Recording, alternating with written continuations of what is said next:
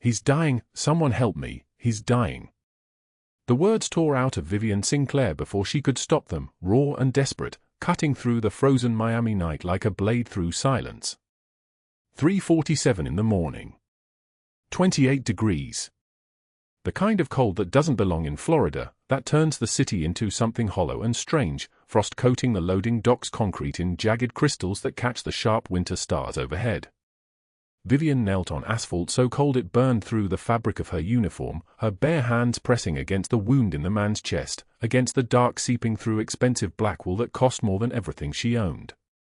Blood, warm and wrong, soaking into her palms. His breathing came shallow, ragged, like a man drowning in air. She had no gloves. She had no coat. She'd given hers away 3 nights ago to a small girl named Ava who collapsed near this exact loading dock, trembling so badly that Vivien's own jacket became the only mercy available in the world. The man's eyes flickered open, unfocused, storm gray and distant as a dying sky. His lips moved. She leaned closer, her ear near his mouth, her fingers never stopping their desperate pressure against the bleeding, and she heard him whisper something that sounded like a name, or a curse, or both. "Stay with me," she breathed, her voice barely steady. "Stay with me, please. Help is coming. Someone will help us." But the street was empty. Mercy Care Home loomed above them, its windows dark except for the 3rd floor where nurses moved like ghosts through the fluorescent-lit corridors. The loading dock had no cameras, budget cuts had taken those years ago. The pavement still glistened from last night's rain, reflecting neon signs from blocks away in shattered shards of red and blue and sickly yellow. Her fingers turned blue. She screamed again, her voice cracking, swallowed by the November wind that moved through downtown Miami like something with teeth. No one heard. No one came. In her canvas work bag, still slung across her shoulder, she carried everything that mattered, her grandmother's recipe book, its margins filled with handwritten notes from a woman long dead, reminders of a life before survival became the only skill that mattered. A half-eaten plate of chicken and rice she'd salvaged from the care home's evening shift. And a letter she would never send, sealed and addressed to no one, starting with the words, "I'm writing this so you know it wasn't your fault." She had $43 in her pocket. Literally 43. Every cent beyond that had been sent to her grandmother's medical bills, to the endless tower of debts that never stopped growing no matter how many double shifts she worked, no matter how little she ate, no matter how many corners she cut from her own life. A phone would have helped. She'd had one once, until it slipped from her pocket into a sink full of dirty water at the care home last Tuesday. Replacement cost, $180. Her response had been to make peace with silence, with being unreachable, with being the kind of person the world forgot about almost immediately. "Please," she whispered to the man bleeding beneath her hands.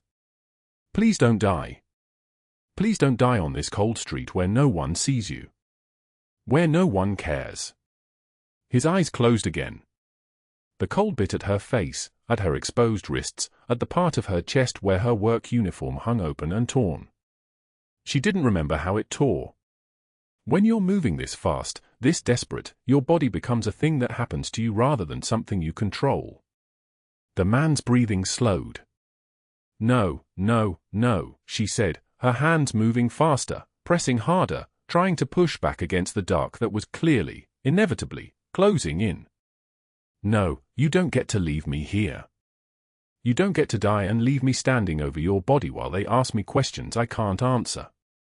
You don't get to do that." She was crying now, though she hadn't noticed when the tears started. Her cheeks were so cold they barely registered the wetness. 3 lights cut through the darkness suddenly, blinding and white and impossibly bright. A black SUV, unmarked, its engine purring low and expensive and wrong. It turned the corner so fast the tires whispered against the frozen pavement, and when it stopped like a weapon being lowered, deliberate and final. 4 men got out. They moved with the kind of synchronization that comes from years of moving together, of understanding each other without speaking. Black suits despite the cold. Expensive shoes that clicked against the concrete. The man in front was tall, broad across the shoulders in a way that suggested he'd been built specifically to move through the world, taking up space, taking what he wanted, leaving destruction in his wake. He stopped when he saw her. Vivien was still on her knees, her hand still pressing against the wound, her bare legs exposed to the cold, her work uniform marked with blood that wasn't hers, her eyes meeting his for just a fraction of a second before fear made her look away. "Get away from him," the tall man said. His voice came out deep and solid, like an oath, like the kind of thing once spoken couldn't be unspoken or forgotten.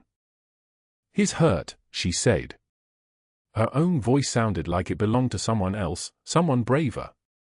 "He's hurt and he's dying and I'm trying to." I said get away from him. But what she did not know was that the man bleeding beneath her hands, the man whose life was fading with every breath, was Lucian Rossi. The Lucian Rossi. The name that made federal agents go quiet, that made corrupt cops look away, that made men with power tremble in rooms she would never see, in conversations she would never hear. She did not know that the men in the black suits answered to him, that they would walk through fire at a single word from his mouth, that they had killed people for looking at him wrong. She did not know that saving his life would pull her into a world where mercy was not a virtue, it was a death sentence, and protection came with a price she could never afford. All she knew was that this man was dying, and she was the only person standing in the cold with her hands on his chest, trying desperately to push back the dark. The tall man moved toward her, his shadow falling across her face, and she closed her eyes and waited for whatever came next. Before we continue, drop a like if this story hits you. Share it with someone who needs to hear it and subscribe so you don't miss what's coming tomorrow. We're just getting started, and what happens next will change everything. Now, let us go back to the beginning. Let us go back 3 nights, to a time when Vivien's life was hard but simple, when she was still invisible, when the chain of events that would destroy her carefully constructed world of quiet survival had not yet been set in motion. 3 nights earlier, the November wind moved through Miami differently. It carried cold and rain and the smell of the ocean mixed with car exhaust and the particular loneliness of a city that never truly sleeps but often forgets to care. Vivien Sinclair stood in the kitchen of Mercy Care Home at 11:15 in the evening, counting the bills in her pocket for the 3rd time that shift. $20 she'd earned in tips. 2 crumpled singles from a man whose coffee she'd refilled 7 times without complaint. And the $43 she already had, brought with her at the start of the week, meant to last until her next paycheck, which still wouldn't be enough. $78 to cover the final 4 days of November. She'd done the math in her head, the way she always did, the way her mind had become a calculator of survival. Rent was due December 1st. The apartment would hold her for 2 more weeks after that before the eviction notice appeared, if the pattern continued. Her grandmother's medication cost $42 for a week's supply. The electricity bill sat unopened on her kitchen counter, and she already knew it would be more than last month because it always was, because everything always cost more than the month before. She set the bills on the counter and stared at them. A meal tray sat beside the bills, half-eaten, abandoned an hour ago by a patient on the 2nd floor. Chicken that had gone slightly rubbery under the heat lamps. Rice that had formed a crust. Vegetables that might once have been green. Vivien wrapped it in plastic wrap, the care home went through plastic wrap like breathing, and slipped it into her canvas work bag. Dinner, she decided. And possibly tomorrow's lunch, if she could stretch it. The recipe book sat at the bottom of her bag, wrapped in its own plastic bag for protection, protected like it was made of gold instead of paper and faded ink. Her grandmother's handwriting ran through every margin, notes about her children, about love, about the particular way to make caramel that would make a man cry. Vivien opened it randomly and found a note from 1987, in careful cursive, for Michael's birthday. He ate 3 slices and asked for more. I was so happy I forgot to breathe. Her grandmother had loved her family the way some people love God, with absolute devotion, with the kind of faith that could move mountains or break hearts. Vivien carefully closed the book and slipped it back into her bag. No time for this. No time for ghosts. She clocked out at midnight, her shift not officially over until 1 a.m., but she'd learned not to work the last hour unless they specifically asked. The food cost more than the wage most nights. The loading dock was empty, lit by a single bulb that had been flickering for 3 weeks and no one had bothered to fix.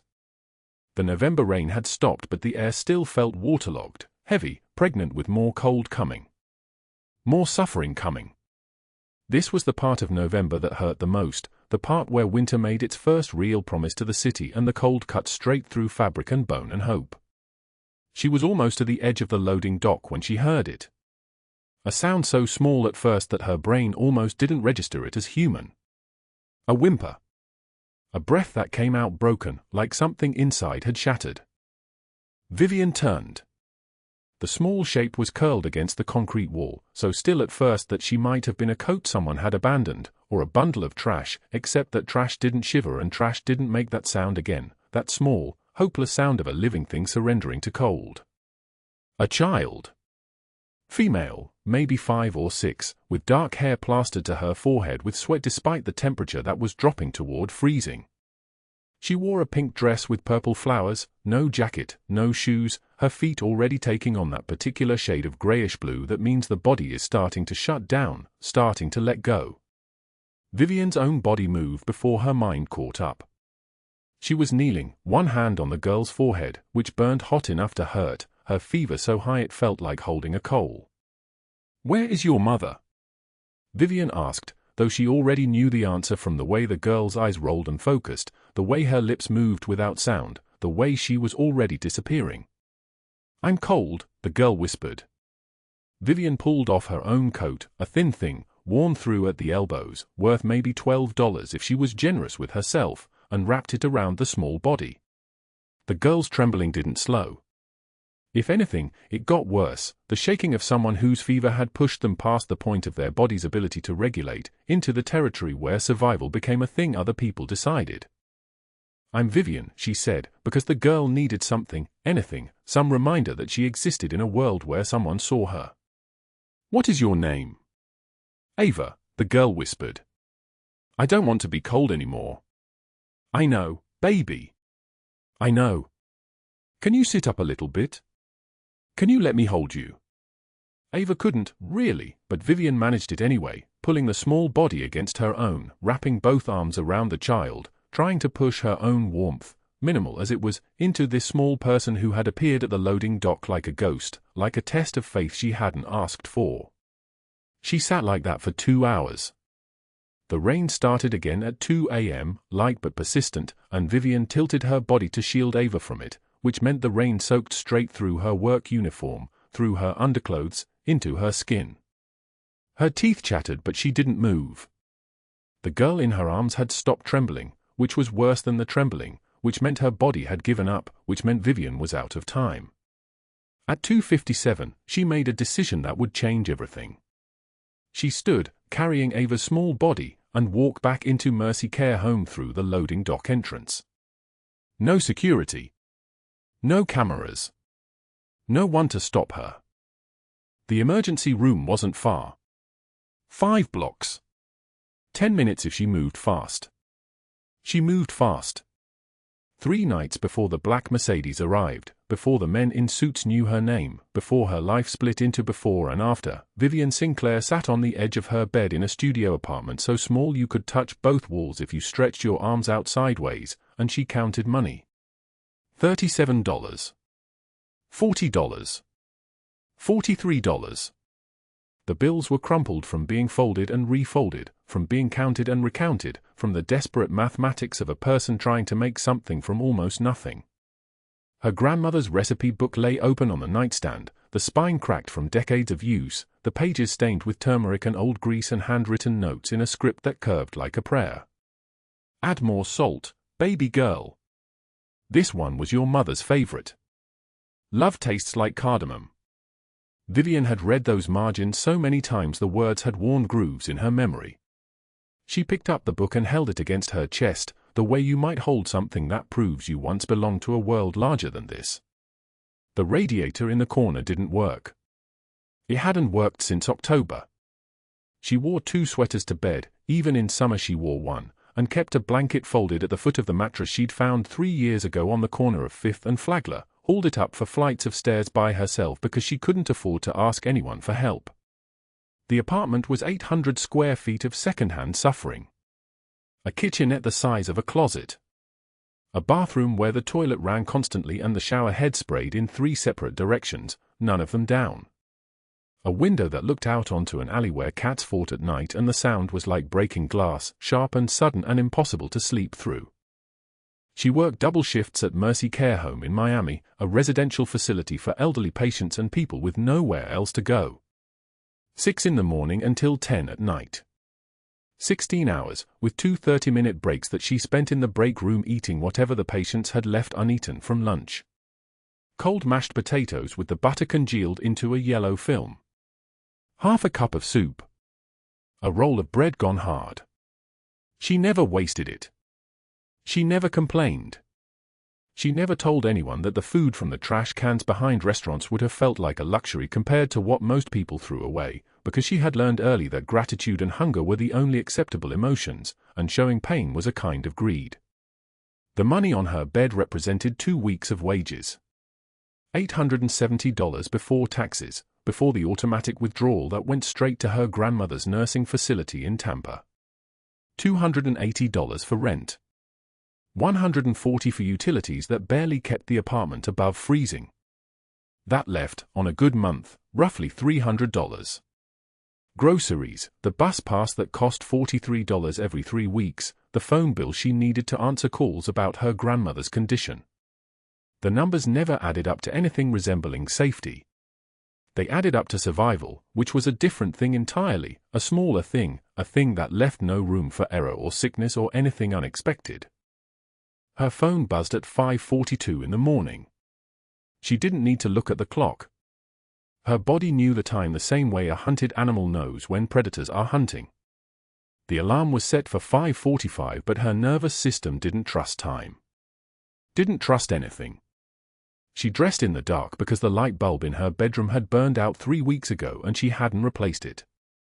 A pair of black pants with a threadbare patch on the left knee that she'd sewn shut twice. A white uniform shirt with a coffee stain on the collar from a patient who'd had a tremor. Black shoes with tape around the heel because the stitching had split and if she didn't hold them together they'd fall apart. She'd bought those shoes for years ago for $22 at a clearance rack. They had maybe another 6 months in them if she was lucky. The bus stop was 2 blocks from her apartment.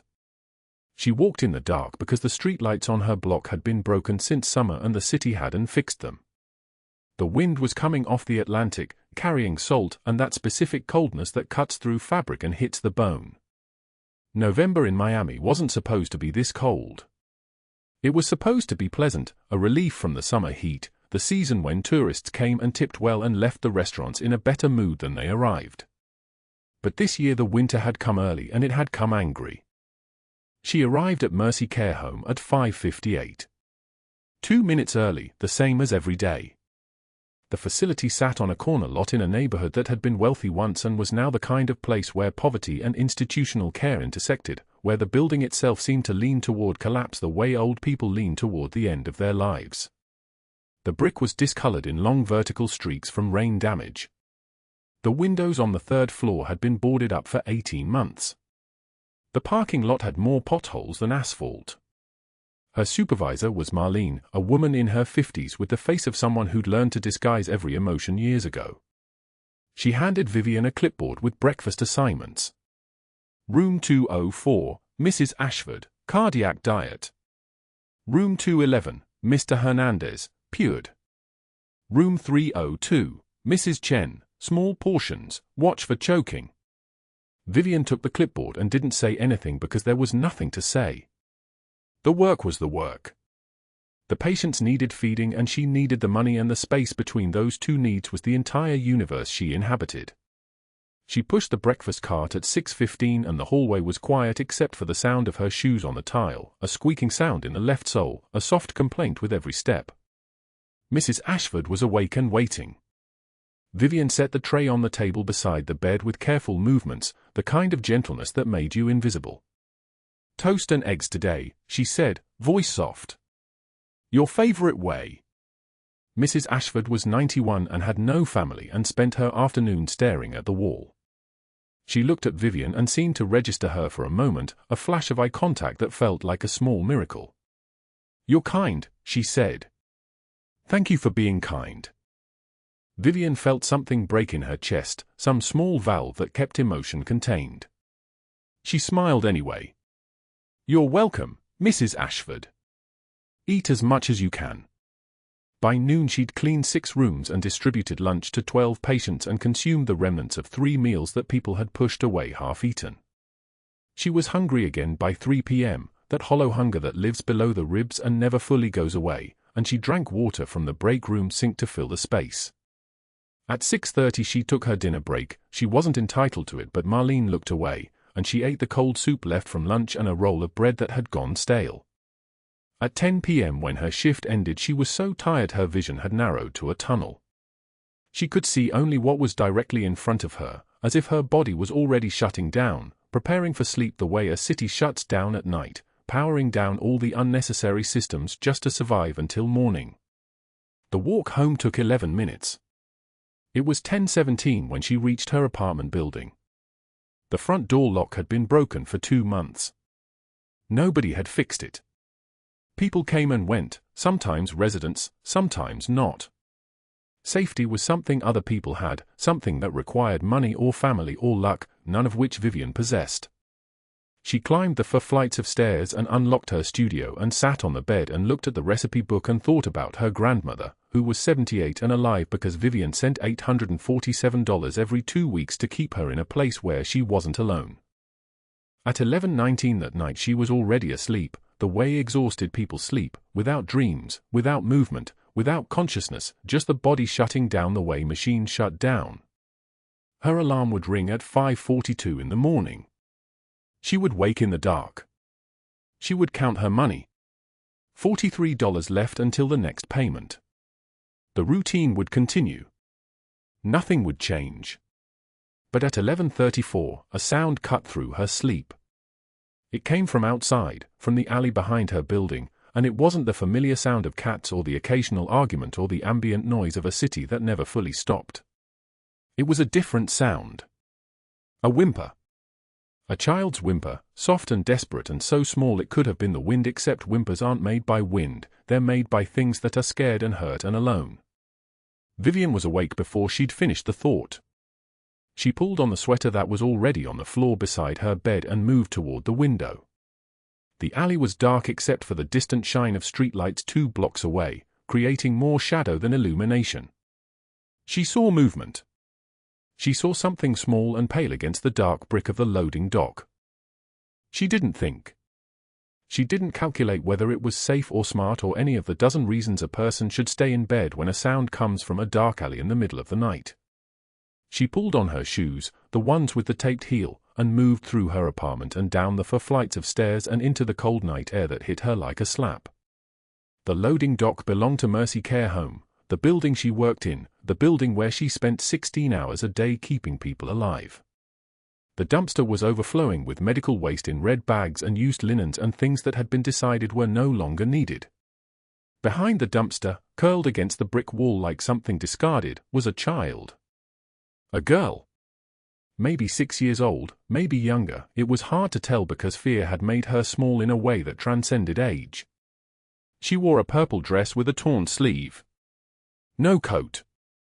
No shoes, just bare feet that had turned blue-white from cold. Her hair was dark and matted and her eyes were open and glassy, and when Vivien knelt beside her the girl didn't react at first, as if she'd gone somewhere far away inside her own body. "Hi," Vivien said, the voice she used for frightened things, the voice she used for Mrs. Ashford and the cat that came to her window sometimes. "Hi, sweetheart. Are you okay? Can you tell me your name?" The girl's teeth chattered so violently Vivien could hear it, a sound like marbles clicking together, like something breaking from the inside. When she touched the girl's forehead her hand came back hot. Fever. The kind of fever that meant infection, that meant something was very wrong, that meant time was running out in the specific mathematical way that time runs out when the human body begins to fail. "What's your name?" Vivien asked again. "Ava," the girl whispered. "I'm Ava. I don't want to be cold anymore. I want to be warm. I want my daddy." Vivien didn't hesitate. She pulled off her own jacket, the only warm coat she owned, the navy blue one she'd bought secondhand 3 years ago for $18 and had been paying off in increments of guilt ever since, and wrapped it around the small body. Ava didn't respond. If anything, her trembling got worse, the shaking of someone whose fever had pushed past regulation into the territory where survival became a thing other people decided. "I'm Vivien," she said, because the girl needed something, anything, some reminder that she existed in a world where someone saw her. "What is your name?" "Oh, you already told me." "Ava. That's a beautiful name. Can you sit up a little bit? Can you let me hold you?" Ava couldn't, really, but Vivien managed it anyway, pulling the small body against her own, wrapping both arms around the child, trying to push her own warmth, minimal as it was, into this person who had appeared at the loading dock like a test she hadn't asked for. She sat like that for 2 hours. The rain started again at 2 a.m., light but persistent, and Vivien tilted her body to shield Ava from it, which meant the rain soaked straight through her work uniform, through her underclothes, into her skin. Her teeth chattered, but she didn't move. The girl in her arms had stopped trembling, which was worse than the trembling, which meant her body had given up. At 2:57 she made a decision. She stood, carrying Ava's small weight, and walked back into Mercy Care Home through the loading dock entrance. No security. No cameras. No one to stop her. The emergency room was 5 blocks away. She didn't have money for the ambulance. She didn't have money for anything. She had a coat wrapped around a child and her own 2 feet and the knowledge that if she stopped moving, if she waited for help that might never come, this girl would die.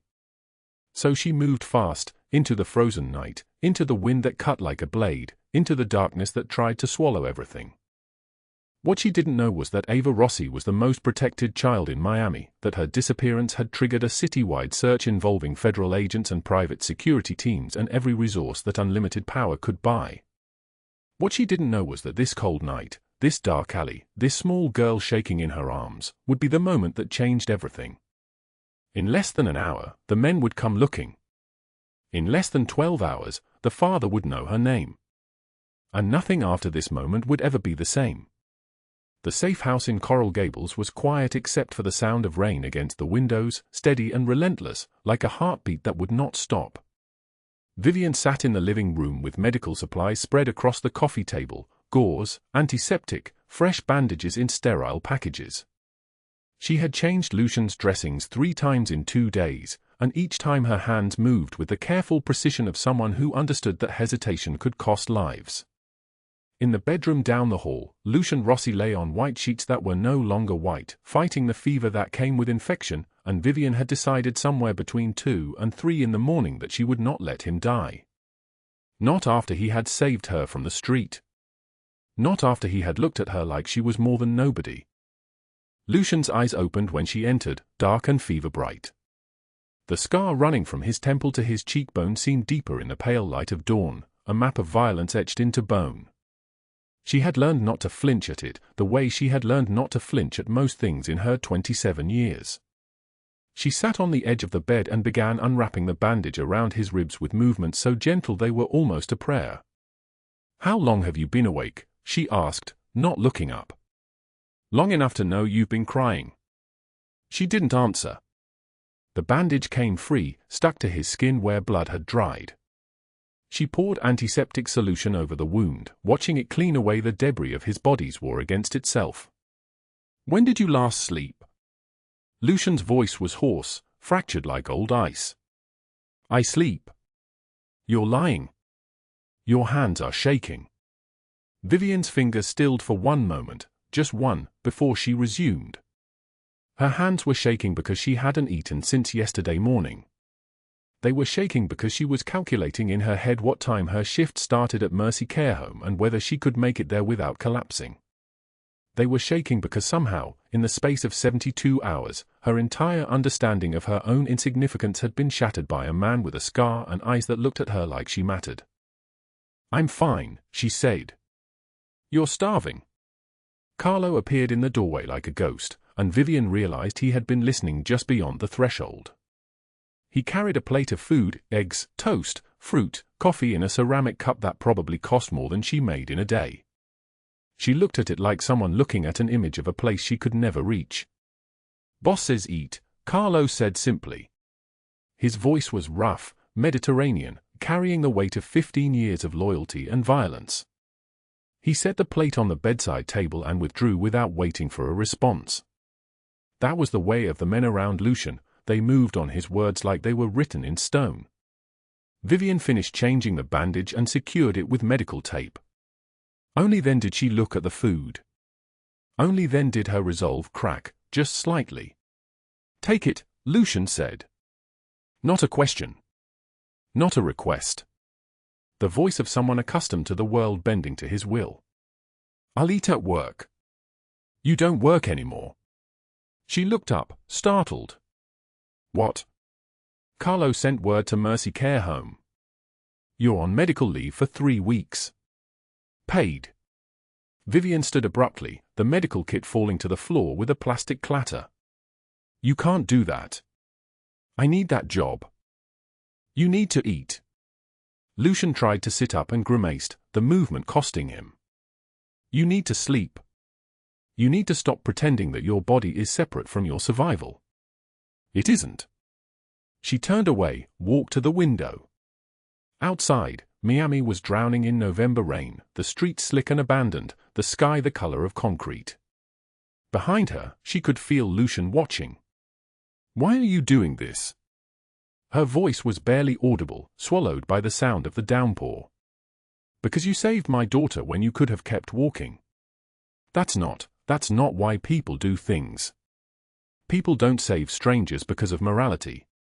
They save strangers because they expect something in return, and I don't have anything to return, so this doesn't make sense." Lucian was quiet for a moment. "Then, when my brother Marcus made his choice 3 years ago, when he sold us out to the Colombians, I learned something very important about the world.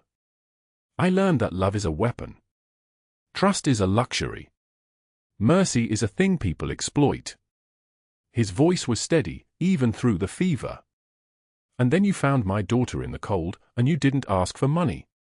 You didn't ask for anything. You just wrapped her in your own coat and held her like she was yours. Do you understand what that means?" Vivien turned back to face him. "It means I'm an idiot." The smallest smile crossed his lips, there and gone like a blade of light. "It means there's something in you that survived a life designed to break you. It means you're not like the rest of this city." He paused, and when he spoke again, his voice was lower, rougher. "It means I'm not going to let you disappear back into poverty like none of this happened." She wanted to argue.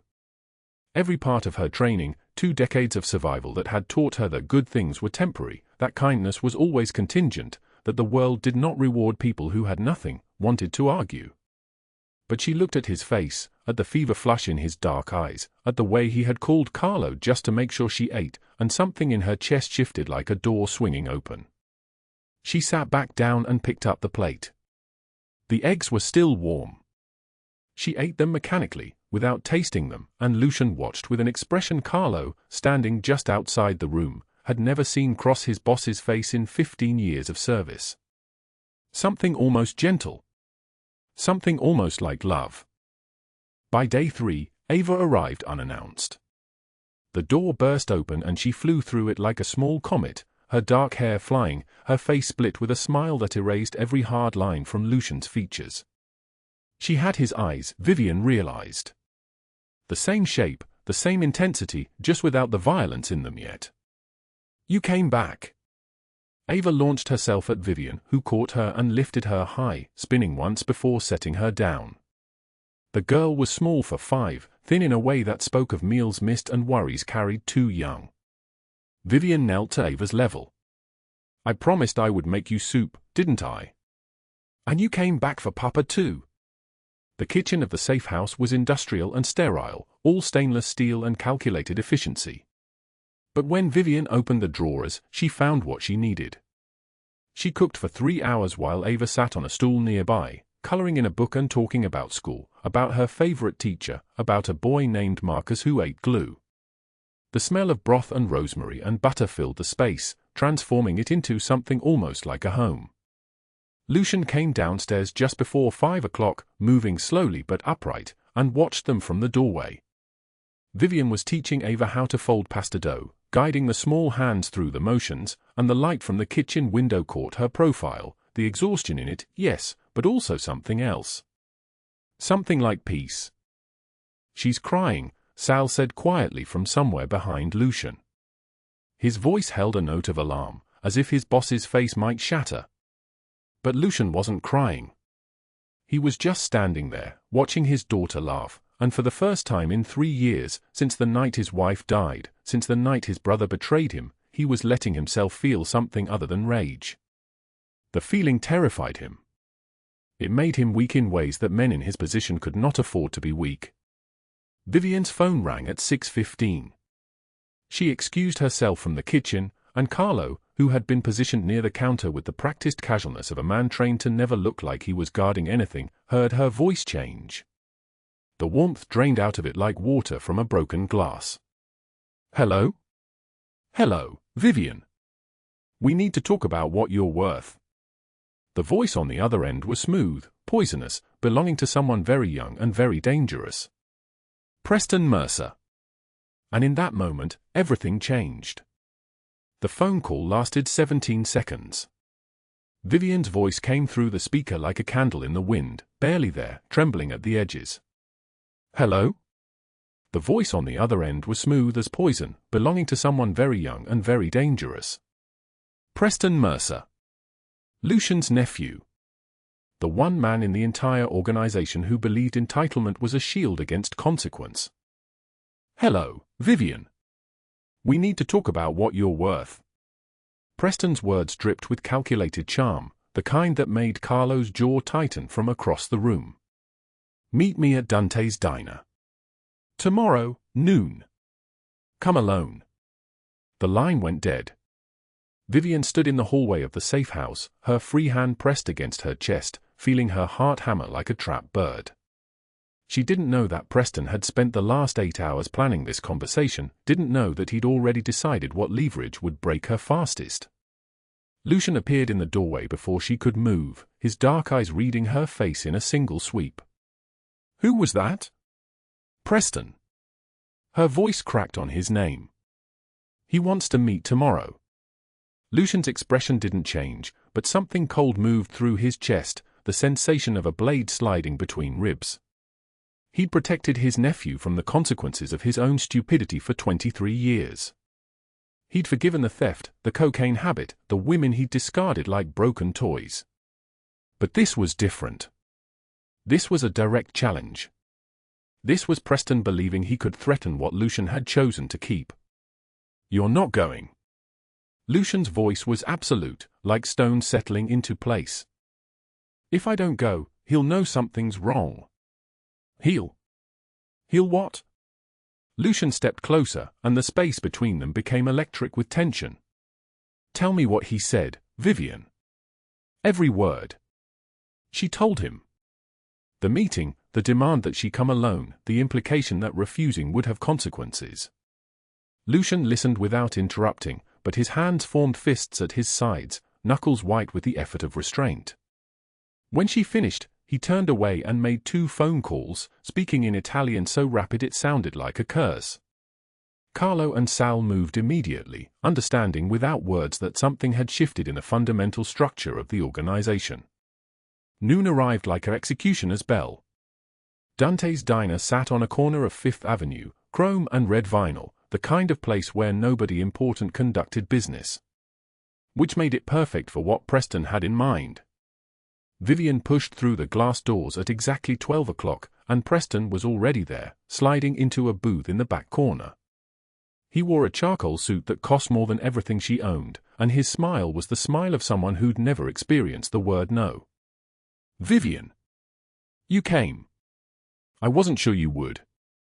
He gestured to the seat across from him.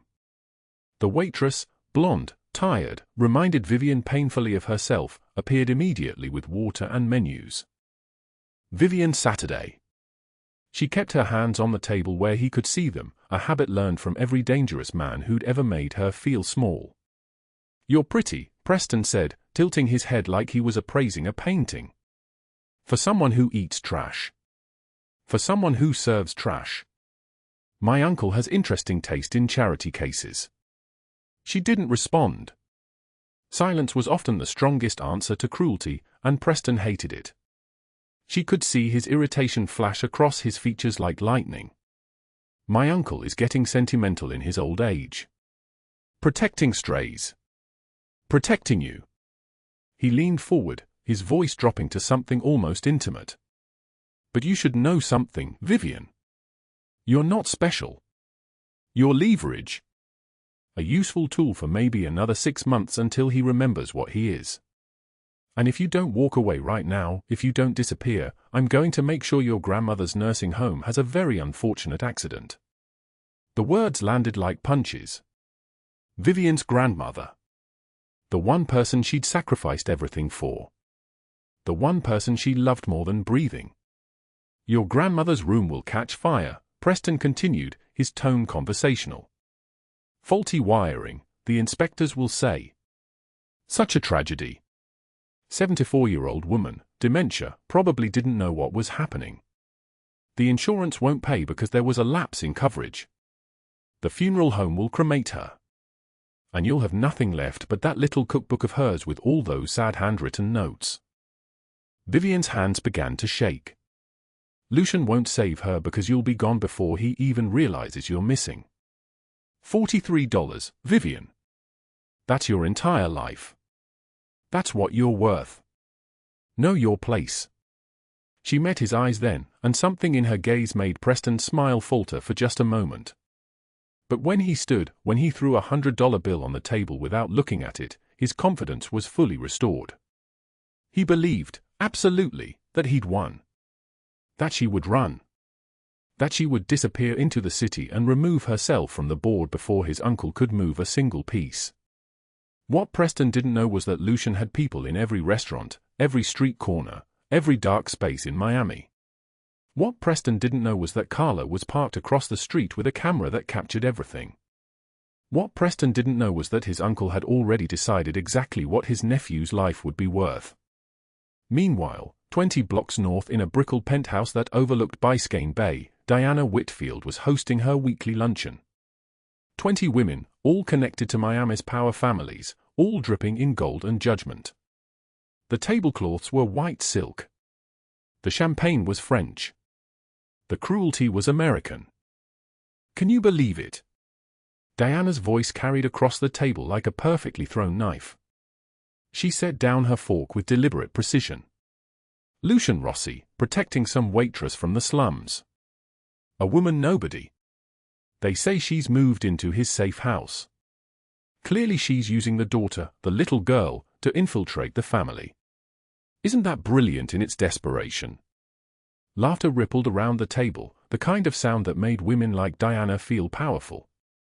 Someone should warn her, another woman added, dabbing her lips with a napkin monogrammed with her initials. Women like that don't survive in our world. They get used up and discarded. It's just how these things work. Diana smiled, and it was the smile of someone who'd spent her entire life believing the world was designed specifically for her comfort. I'll make sure the right people hear the story. By tonight, everyone worth knowing will understand that this girl is either an infiltrator or a fool. Either way, she's marked. By 3 o'clock that afternoon, Vivien's photograph had been circulated through 37 private group chats, each caption more vicious than the last. Gold digger. Social climber. Desperate nobody who thinks she's going somewhere dark. By 5 o'clock, when she clocked in for her double shift at Mercy Care Home, the story had reached the nursing home's administrative staff. By 7 o'clock, her supervisor had pulled her aside and told her that certain donors had expressed concern about her continued employment. By 9 o'clock, when Vivien finally left the care home, the temperature had begun to drop. The meteorologists had been predicting it all week, this freak winter storm, this once-in-50 years event. But Miami didn't get snow. Miami didn't get ice. So when the temperature began to plummet toward 20 degrees, toward something impossible, nobody was prepared. Vivien stepped out of the building at 9:17 p.m., and the wind hit her like a physical force. Cold. Not the cold of autumn, but the cold of something that wanted to destroy. She'd given her jacket to Ava days ago, had left her phone charging at the safe house, had exactly $43 in her pocket because that was all she had left after buying medicine for one of her grandmother's infections. The bus stopped running at 9:30.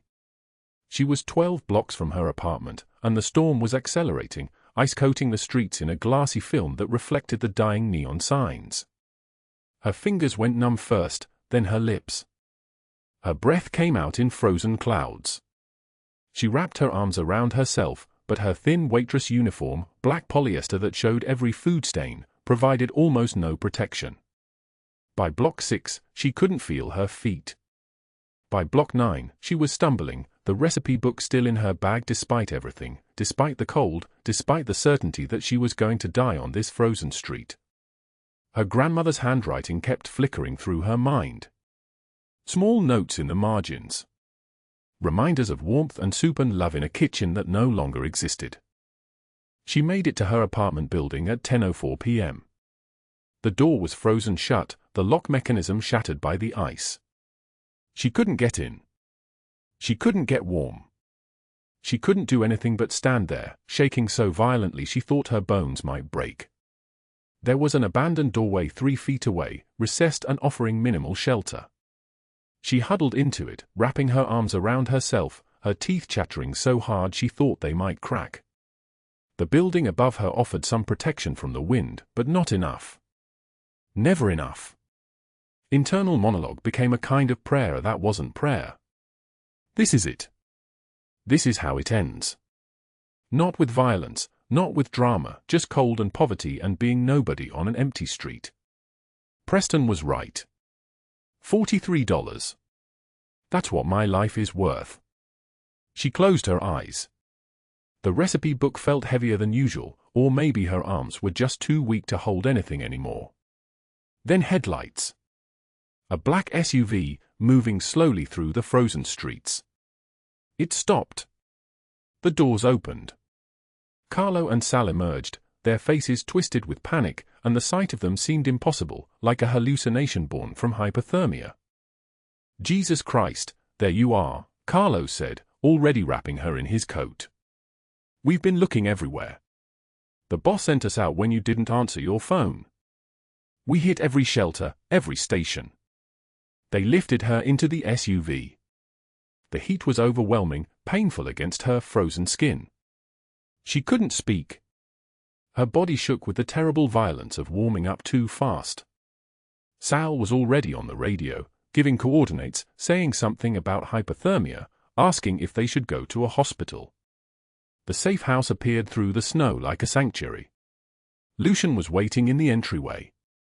He took one look at her, trembling, barely conscious, her skin going purple at the extremities, and something shifted in his face.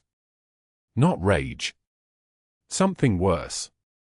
Something that looked like the moment before a storm breaks. He carried her himself to the guest room, wrapped her in every blanket in the house, held her close enough that she could feel his heartbeat, steady and strong and impossibly human. When her shaking began to subside, when she could finally form words, she told him everything. Preston's threat. The specific mention of her grandmother. The poisoned luncheon. The story spreading through Miami's elite like a virus. Lucian listened. His expression remained stone, but his arms tightened around her. Don't leave this room, he said. His voice was ice. Don't leave this house. Don't do anything until I tell you it's safe. He made 2 phone calls from the hallway. The first was to the Colombians at the port. The second was to the FBI. What happened next would reshape the geography of Miami's underworld forever.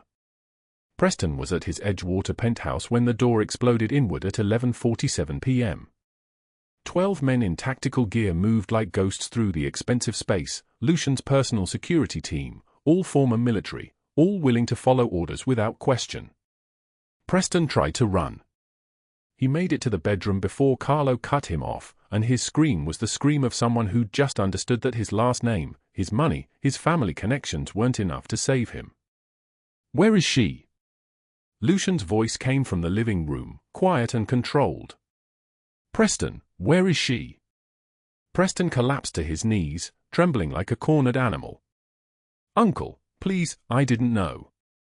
You called her $43.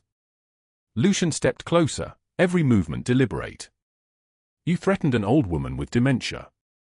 You underestimated what a man will do when someone threatens the only good thing left in his life." Preston tried to plead. He tried to invoke family loyalty, legacy, the code that supposedly protected blood. But there was no code that protected nephew who threatened the girlfriend of a boss. There was no mercy for a man stupid enough to believe his position was secure. They dragged him out screaming, threw him into an SUV. The drive to the port took 14 minutes. In a cargo container waiting at Pier 7, members of the Colombian family that Lucian's own brother had betrayed 3 years ago were standing in the darkness, waiting. Waiting for someone to deliver. Waiting for revenge. Lucian's voice at the container door was the voice of a man who'd made peace with his own cruelty. Prison would be too quick. Too easy.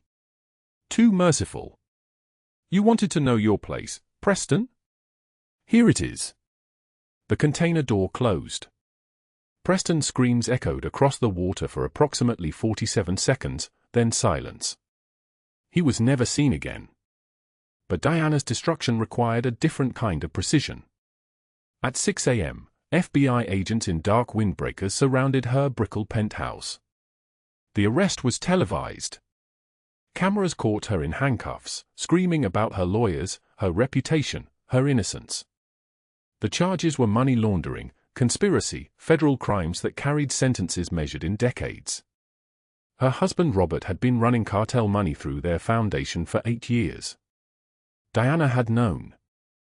She'd laughed about it at that luncheon, completely unaware that Lucian had spent the last 7 months building an airtight case with federal prosecutors who were eager to dismantle the network her family had built. 40 years. No parole. No possibility of early release. Within 48 hours, her social empire collapsed completely. Every charity dropped her name. Every friend vanished like smoke. The society women who'd laughed about Vivien were now being questioned as potential accomplices. Diana's assets were frozen. Her penthouse was seized. Her name became synonymous with corruption and cruelty. By the following week, a young prosecutor gave a press conference announcing that the Whitfield Foundation had been operating as a front for international money laundering for nearly a decade. The mugshot of Diana, hair disheveled, makeup streaked, eyes hollow, became the image that defined her for the rest of her life. Systematic destruction, financial ruin, public humiliation, complete isolation. The people who'd built her up were the same ones who buried her. The system that had protected her for so long simply removed her from the board and continued without her. Vivien watched the news from the safe house, Ava asleep against her shoulder, and felt something shift inside her chest. Not justice, exactly.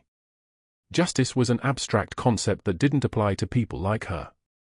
But balance. Consequence.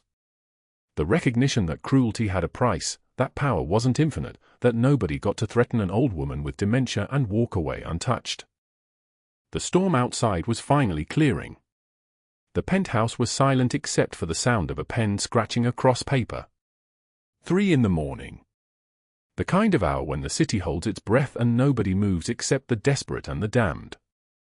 Vivien Sinclair sat on the edge of the guest bed, her grandmother's recipe book open beside her, its pages worn soft as cloth from decades of use.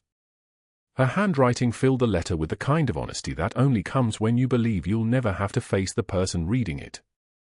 "I'm writing this so you know it wasn't your fault," she began, her voice barely a whisper in the darkness. The pen trembled in her fingers. Outside, Miami sprawled beneath the penthouse windows like a kingdom that would never acknowledge her as anything but invisible. She'd been invisible her whole life. Now she understood that invisibility had been her only weapon. Now it needed to be her exit. The words came faster now, each sentence a goodbye she couldn't say aloud without breaking completely. "You saved my grandmother when I had nothing left to trade. You protected me when I had no right to your protection. You gave me more than I could ever repay." She paused, reading those words back. They were true. Every single word was true. And that was why she had to leave. The letter continued. But I can't stay in this world. Everyone I touch gets hurt. Preston is gone because of me. Diana destroyed because of me. Ava is in danger because of me. I'm nobody, a waitress with $43 who doesn't belong in a world where kindness is a weapon.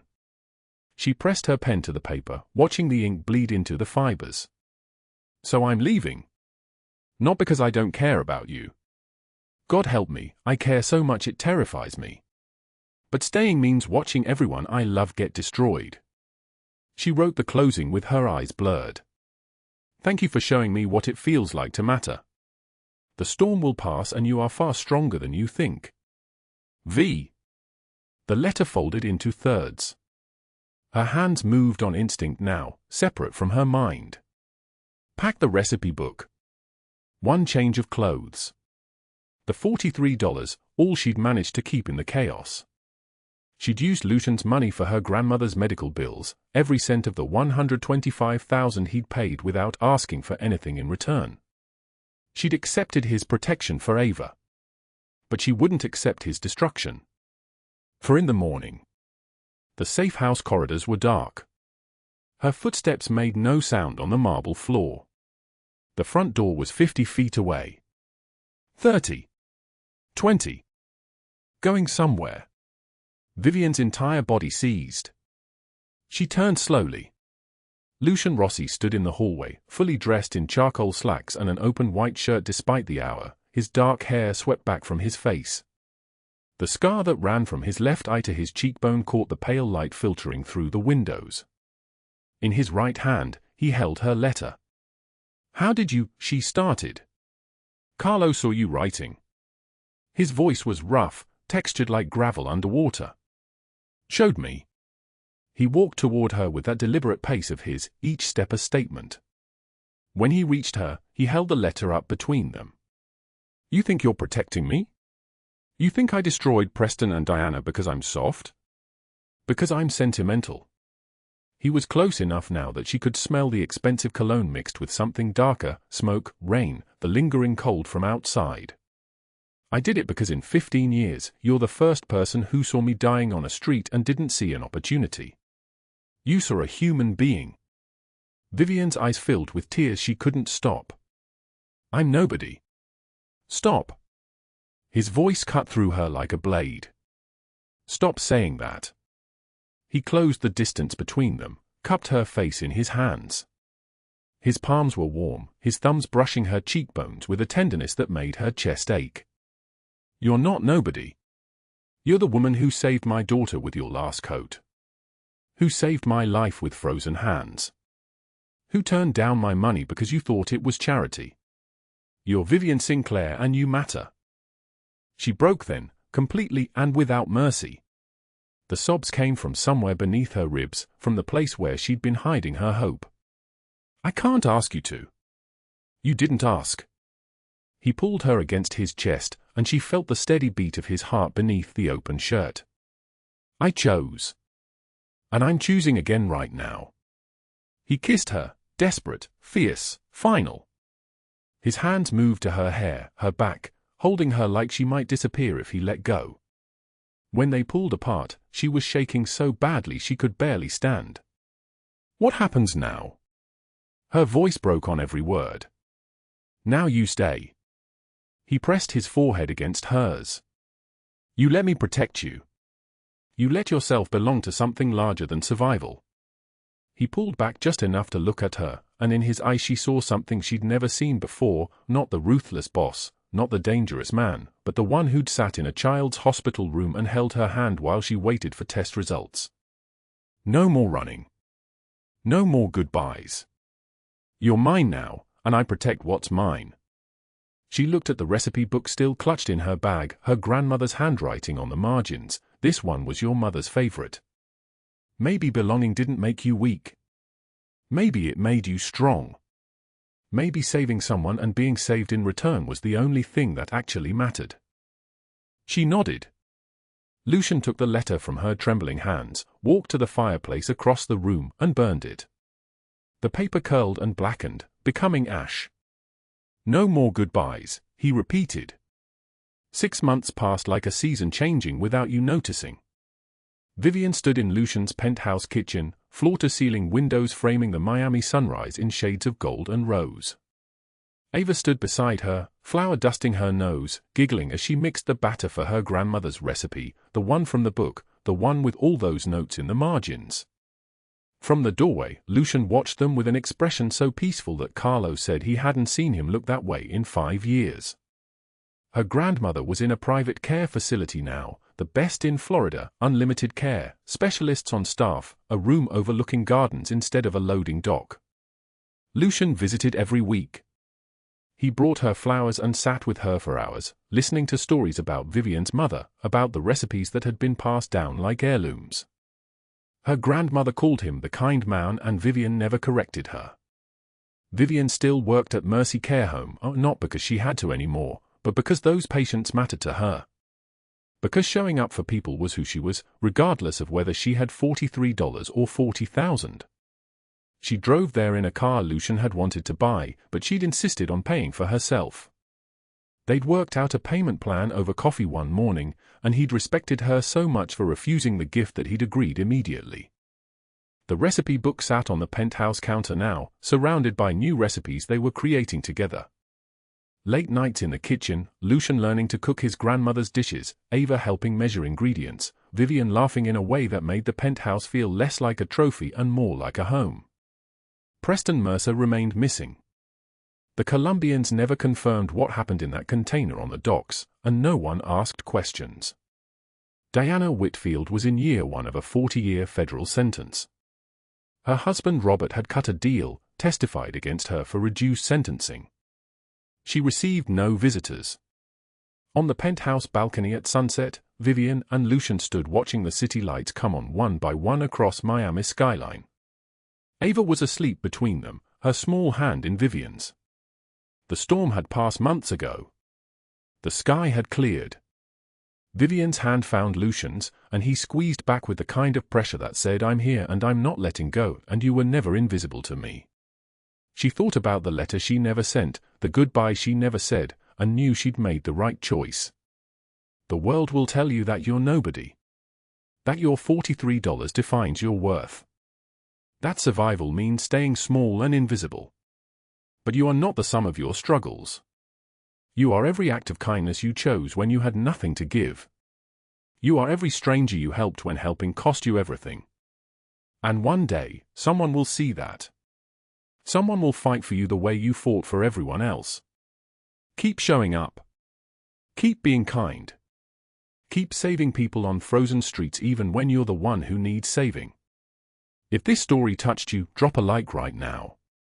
Share it with someone who needs to hear it. Subscribe because tomorrow we have another story about a woman who refused to stay invisible. Comment below, what would you do if you found a stranger dying at 3 a.m.? I read every single one. Thank you for staying with us until the very end. We wish you good health, joy, and days filled with peace and happiness.